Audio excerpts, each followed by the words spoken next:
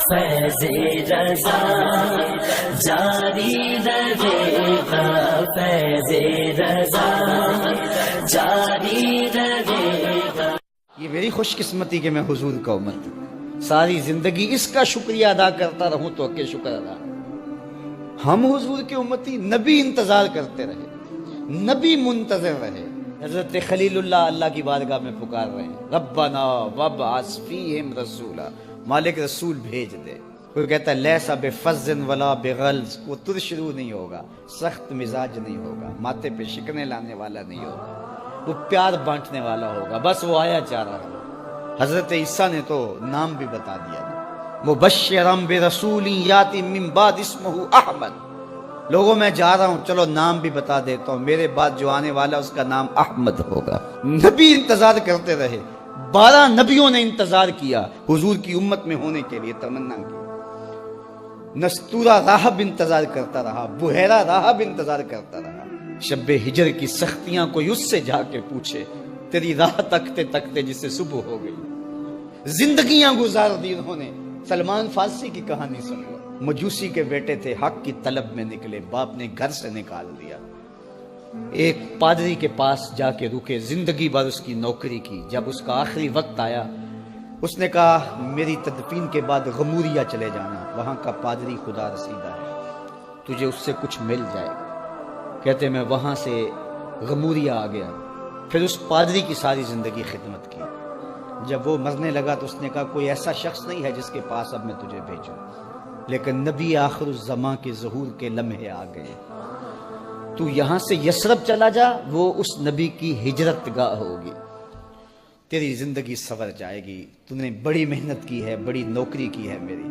کہتے میں نے اس کو کہا کہیں ایسا نہ ہو میں دھوکہ کھا، جو مجھے کوئی نشانی بتا دے۔ اس نے کہا 3 نشانیاں، ایک صدقہ نہیں لے گا، دوسرا ہدیہ رد نہیں کرے گا، تیسرا 2 کندھوں کے درمیان مہر نبوت ہو۔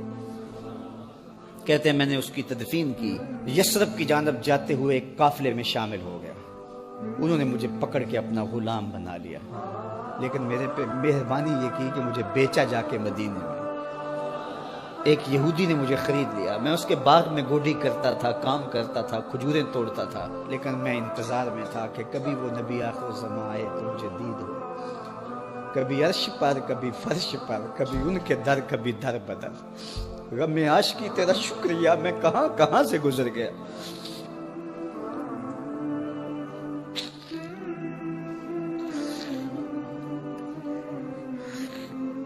کہتے ہیں ایک دن میں اپنے باغ میں کھجوریں توڑ رہا تھا کہ ہواؤں میں مستی پیدا ہو گئی، اور ہر سمت سے طلع البدر علینا کی صدائیں گونجنے لگی۔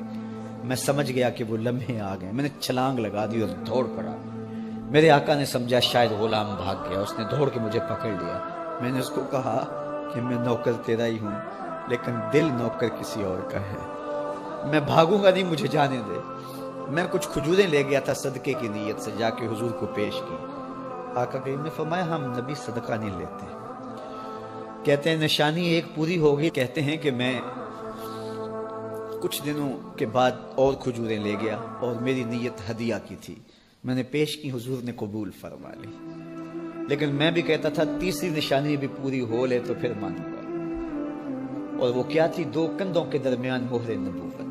کہتے ہیں ایک دن حضور میرے باغ میں آئے، اور آقا کریم نے اپنے مبارک کندھے پہ چادر رکھی ہوئی تھی، اور چادر کی اوٹ میں مہر نبوت چھپی ہوئی تھی، اور میں پیچھے ہو کے دیکھتا تھا، اور میری آرزو یہ تھی کہ کوئی تیز جھونکا ہوا کا آئے اور چادر ہٹ جائے اور میں مہر نبوت کی زیارت کر لوں۔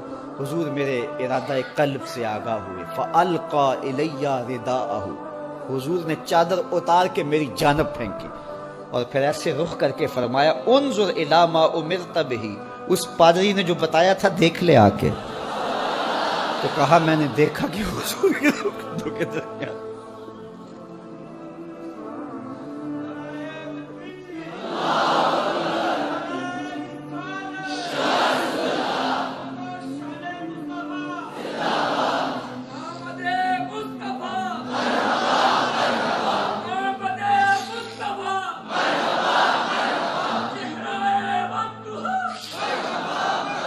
شب ہجر کی سختیاں کوئی اس سے جا کے پوچھے، تیری راہ تکتے تکتے جسے صبح ہو گئی۔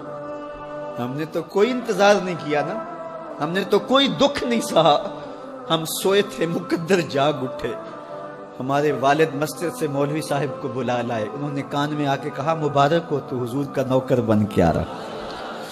میرے والد گرامی ایک شعر جھوم کے پڑھا کرتے تھے، محمد جانے جانا ہے پیغمبر ہو تو ایسا ہو، رسولوں کی بشارت سے مبشر ہو تو ایسا ہو، امر توقیر کا سب کو موکر ہو تو ایسا ہو، کیا ہم کو غلام ان کا مقدر ہو تو ایسا ہو۔ میں اپنے مقدر پہ قربان نہ جاؤں، آپ اپنے مقدر پہ نثار نہ جائیں، ہمیں وہ نبی ملا جو نبیوں کا نبی ہے۔ اعلی حضرت اعلی حضرت اعلی حضرت اعلی حضرت، عشق محبت عشق محبت، اعلی حضرت اعلی حضرت۔ لا إله إلا الله محمد رسول الله، لا إله إلا الله محمد رسول الله۔